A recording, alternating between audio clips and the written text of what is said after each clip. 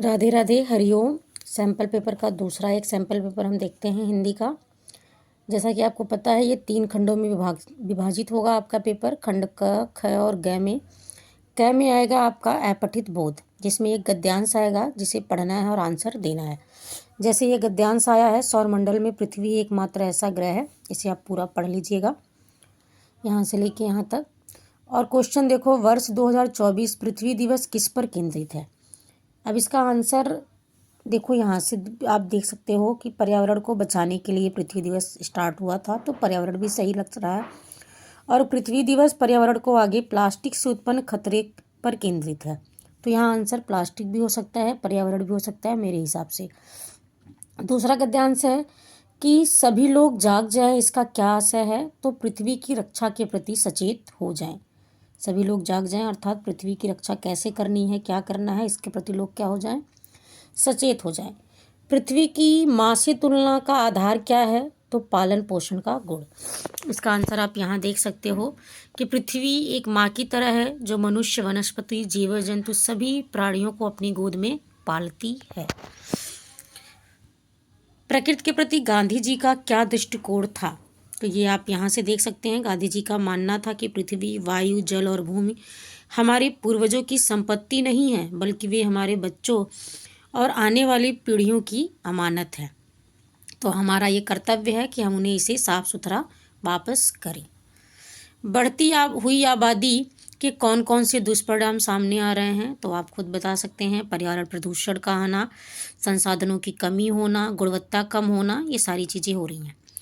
गैर नवीकरणीय ऊर्जा और नवीकरणीय ऊर्जा के बीच के अंतर को उदाहरण सहित स्पष्ट कीजिए। तो इसका आंसर आपको यहाँ मिल जाएगा। आप यहाँ से देखकर इसे एज इट इज अपनी कॉपी में लिख सकती हैं या अपने शब्दों में भी आंसर दे सकती हैं। अब हमारा एक पद्यांश है, जहाँ भूमि पर पड़ा सोना धसा चांदी धसती। ये पिछला पेपर है आपका, पिछले ईयर जो पेपर आया था उसी पेपर को दिया है आपके सपोर्ट मटेरियल में। क्वेश्चन देख लेते हैं। पहला क्वेश्चन है, धसती ही जाती पृथ्वी में बड़ों बड़ों की हस्ती का क्या आशय है। तो इसका आशय क्या है कि पृथ्वी पर सब कुछ क्या है, नश्वर है। ये मिसप्रिंट है थोड़ा सा, पर आंसर इसका यही सही है। दूसरा क्वेश्चन है, शक्तिहीन का क्या हश्र होता है। तो शक्तिहीन का क्या हश्र होता है, लोग उसे पनपने नहीं देते। उसके बाद, कविता के केंद्रित भाव को दर्शाने वाले कथन क्या हैं। संसार में जीने के लिए शक्तिशाली बनना पड़ेगा और हार मानने वालों के लिए मातृभूमि मरणभूमि के समान है। ये दोनों कथन सही हैं, तो सी वाला आंसर आपका सही होगा। अपने को विद्रोही कौन और क्यों मानता है, तो अपने को विद्रोही कवि मान रहा है। और क्यों मान रहा है, क्योंकि वो शक्तिशाली नहीं बन पाया। और ये हमारी कमी है कि अगर हम शक्तिशाली नहीं बन पाएंगे तो समाज हमें पनपने नहीं देगा, तो हम अपने ही विद्रोही हैं। अगर हम अपने कर्तव्यों को अच्छे से नहीं निभाएंगे, अपने कार्यों को अच्छे से नहीं करेंगे, तो हम कहीं ना कहीं समाज से अपने आप हटते चले जाएंगे। इस काव्यांश के माध्यम से क्या सीख दी गई है। इस काव्यांश के माध्यम से ये सीख दी गई है कि हमें अपने कर्तव्यों को बड़ी अच्छे से निभाना चाहिए और अपनी एक पहचान बनाकर जरूर रखनी चाहिए। कभी भी शक्तिहीन बनकर जीवन जीना नहीं चाहिए। गुरु गर्जना करने वाले बादलों का वृक्षों के मस्तक पर अभिषेक करना क्या दर्शाता है। अर्थात जो लोग अपने कर्तव्यों के प्रति सचेत होते हैं, अपने लिए लड़ना जानते हैं, अपना काम खुद करना चाहते हैं, उनको हर कोई विजयी मानता है, उनकी हर कोई सराहना करता है। खंड ख अभियुक्त और माध्यम पर आधारित प्रश्न है। इसमें देखिए 3 क्वेश्चन आए हैं जो 5 नंबर में विभाजित हैं। पत्रकारिता की भाषा में मुखड़ा किसे कहते हैं। 1 नंबर का है मुखड़ा यानी इंट्रो। जब आप उल्टा पिरामिड शैली लिखते हैं तो समाचार को 3 भागों में विभाजित करते हैं, इंट्रो, बॉडी और समापन। इंट्रो यानी समाचार का सबसे महत्वपूर्ण भाग। जनसंचार माध्यम आपस में प्रतिद्वंदी नहीं बल्कि एक दूसरे के पूरक हैं, तो ये सही भी है कि रेडियो, समाचार पत्र और टीवी एक दूसरे के पूरक हैं, प्रतिद्वंदी नहीं है। ये एक दूसरे की सहायता करते हैं और हर कोई जनता को जागरूक करने की कोशिश करता है। बीट किसे कहते हैं, तो रुचियों के आधार पर कार्यों का विभाजन करना मीडिया की भाषा में क्या कहलाता है, बीट कहलाता है। जब भी कार्यों का विभाजन किया जाए तो उसे मीडिया की भाषा में क्या कहते हैं, बीट कहते हैं। क्वेश्चन नंबर 4 देख लेते हैं। समाचार पत्र पत्रिकाओं में विभिन्न विषयों और क्षेत्रों से संबंधित जानकारी को क्यों शामिल किया जाता है। इसलिए ताकि हर क्षेत्र का पाठक वर्ग हमें मिल सके, चाहे वो बड़ा हो, बूढ़ा हो, जवान हो, महिला हो, पुरुष हो, कोई भी हो, हर कोई उसे पढ़े। इसलिए सबकी रुचियों को ध्यान में रखते हुए हर विषय क्षेत्र को समाचार पत्रों में शामिल किया जाता है। दृश्य श्रव्य माध्यमों की तुलना में मुद्रित माध्यम के पाठक को कौन कौन सी सुविधाएं उपलब्ध है? तो एक तो मुद्रित माध्यम कहीं ना कहीं सस्ता माध्यम है, ले जाने में आसान है, उसे संभाल के रखना आसान है। तो ये 2-3 पॉइंट भी आप लिख देंगे तो आपका आंसर बन जाएगा। खोजी रिपोर्ट और इन डेप्थ रिपोर्ट के अंतर। खोजी रिपोर्ट ऐसी घटना की जानकारी प्रदान करता है जिसको छिपाया जा रहा हो जनता से, उसे खोजकर जनता के सामने लाता है। और इन डेप्थ रिपोर्ट ये क्या करता है, घटना की गहराई में जाकर छानबीन करके घटना का विस्तार जनता तक पहुंचाता है। नाटक प्रतियोगिता में जब मैंने महिला का पात्र अभिनय किया, तब ये 5वां प्रश्न आपका किसी एक विषय पर लगभग 100 शब्दों में रचनात्मक लेख है।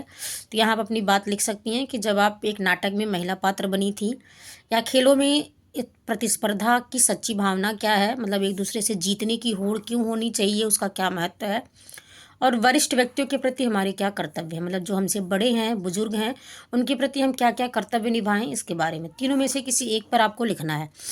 क्वेश्चन नंबर जो 6 है, चित्रकला, संगीत कला या नृत्य कला की तरह कविता लेखन की कला सिखाई क्यों नहीं जाती? क्यों? क्योंकि इसे बाहरी तौर पे नहीं, आपको कोई पेन पकड़ा के या कोई ब्रश पकड़ा के इसे सिखाया नहीं जाता। ये अनुभव के आधार पर, वो आपका अपना अभ्यास है कि आप कितना किसी चीज़ को अनुभव कर पाती हैं। आप जितनी ज़्यादा संवेदनशील हैं उतनी अच्छी कविताएँ आप लिख सकती हैं, ये आप पर निर्भर करता है। नाटक के मंच निर्देश हमेशा वर्तमान काल में क्यों? क्योंकि जो देखने वाला होता है वो प्रत्यक्ष उसी समय वहाँ बैठा है।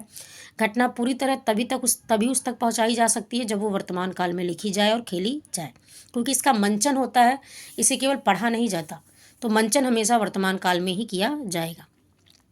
कहानी में पात्रों के चरित्र चित्रण का सबसे अधिक प्रभावशाली तरीका कौन सा है? तो एक तो उनके संवाद को दिखाया जाए कि वो उनकी संवाद किस तरह के चल रहे हैं, उससे भी उनके चरित्र को आप उजागर कर सकते हैं।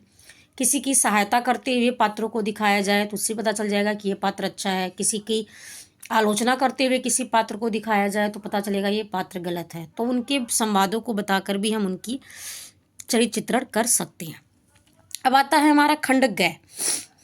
खंड ग हमारा है कि निम्नलिखित पठित काव्यांशों को पढ़कर प्रश्नों के सर्वाधिक उपयुक्त विकल्पों का चयन कीजिए। ये आपकी अंतरा की बुक से आया है। पुलक की शरीर सभा भय ठारे, नीरज नयन नेह जल बाढ़े। भरतराम का प्रेम चैप्टर है, तुलसीदास ने लिखा है, अवधी भाषा में है ये। और क्वेश्चन देख लेते हैं क्या आया है। कबहु न कीन मोर मन भंगु पंक्ति के माध्यम से राम के प्रति भरत के किस विश्वास का परिचय मिलता है? तो कि वो उन्हें क्षमा कर देंगे, एक तो ये राम उनका मन नहीं तोड़ेंगे, ये भी है। राम भरत से प्रेम करते हैं, ये भी है। राम उनके आग्रह पर अयोध्या लौट चलेंगे, ये भी है। अब आप बताइए इनमें से कौन सा सबसे ज़्यादा है? तो ये राम उनका मन नहीं तोड़ेंगे, या फिर पहला राम उनके आग्रह पर अयोध्या लौट चलेंगे, और तीसरा। तो सी ऑप्शन सही है। इसे हम एक बार यहाँ देख भी लेते हैं, जो कि पीछे आपके हल प्रश्न पत्र में भी दिया है। तो सी ऑप्शन ही इन्होंने भी दिया है, पहला और तीसरा सही। उसके बाद क्वेश्चन देखते हैं, राम की किस प्रकृति का वर्णन यहाँ किया गया है? तो कृपापूर्ण। निम्नलिखित कथन तथा कारण को ध्यानपूर्वक पढ़िए तथा उत्तर के लिए सही विकल्प दीजिए। भरत ने राम के सम्मुख कभी मुंह नहीं खोला। शिष्टाचार की परंपरा रही है कि बड़ों के सामने विनम्रता का व्यवहार किया जाता है। तो ये दोनों सही लग रहा है मुझे, और दोनों सही, एक दूसरे की व्याख्या भी सही है। फिलहाल यहाँ भी एक बार देख लेते हैं कि इन्होंने क्या लिया है। तो कथन और कारण दोनों सही है, और कथन की सही व्याख्या भी है। अगला क्वेश्चन है, भरत ने राम के स्वभाव की किस विशेषता का उल्लेख किया है? दूसरों पर दया करने का, शत्रु को क्षमा करने का, अपराधी पर भी क्रोध न करने का, शरणागत पर कृपा करने का। तो सी ऑप्शन सही है, अपराधी पर भी क्रोध न करने का। पुलक शरीर सभा भय ठाड़े पंक्ति के माध्यम से किसकी मनोदशा का वर्णन किया गया है? तो भरत की मनोदशा का। अब प्रश्न नंबर 8 है कि देवसेना का गीत कविता के आधार पर लिखिए कि देवसेना के जीवन की विडंबना किसे कहा गया और क्यों कहा गया? तो जिस चीज़ की उन्होंने चाह की वो उन्हें नहीं मिला, माता पिता का प्रेम छिन जाना, जिससे प्रेम करती थी उनसे विवाह ना होना, देश प्रेम का ठाना, तो उससे भी वो विचलित हो गई, तो ये उनके जीवन की विडंबना रही। तोड़ो कविता का सृजन का आकांक्षी है, विध्वंस का नहीं, सिद्ध कीजिए। तो तोड़ो कविता आपसे कह रहा है कि अपने मन के उदासी हताशा को हटाइए, ना कि सृजन को हटाइए। वो कहता है कि जब आप उदासी छोड़ देंगी, हताशा छोड़ देंगी, नई आशा का संचार कर लेंगी, तो आप नए नए कार्यों को अच्छे से कर सकती हैं। तो इससे पता चलता है कि वो सृजन का आकांक्षी है, विध्वंस का नहीं। जो है वो सुगबुगाता है, जो नहीं है वो फेंकने लगता है पंछियाँ। तो ये बनारस कविता पर आधारित एक क्वेश्चन है कि बनारस में जो है वो सुगबुगाता है, जो नहीं है वो फेंकने लगता है पक्षियाँ। मतलब कुछ लोग तो परिवर्तन बड़े आसानी से कर ले रहे हैं और जो परिवर्तन नहीं कर पा रहे हैं वो परिवर्तन की ओर धीरे धीरे बढ़ रहे हैं। क्वेश्चन नंबर 9 है संदर्भ प्रसंग व्याख्या वाला क्वेश्चन है। 2 पैराग्राफ दिए गए हैं। अगहन दिवस घटानी बाढ़ी और यह जन है गाता गीत जिन्हें फिर कौन गाएगा। तो पहला वाला अगहन दिवस घटानी बाढ़ी नागमती वाला है, जो आपका 12 मासा से लिया गया है, नागमती वियोग खंड का।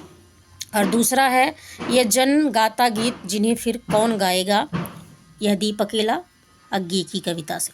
तो इसमें पहले आपको संदर्भ बताना है, प्रसंग बताना है, व्याख्या बतानी है, फिर विशेष बताना है। अगहन दिवस घटानिस बाड़ी विशेष में इसकी भाषा अवधी है और यह जन गाता गीत इसकी भाषा खड़ी बोली है।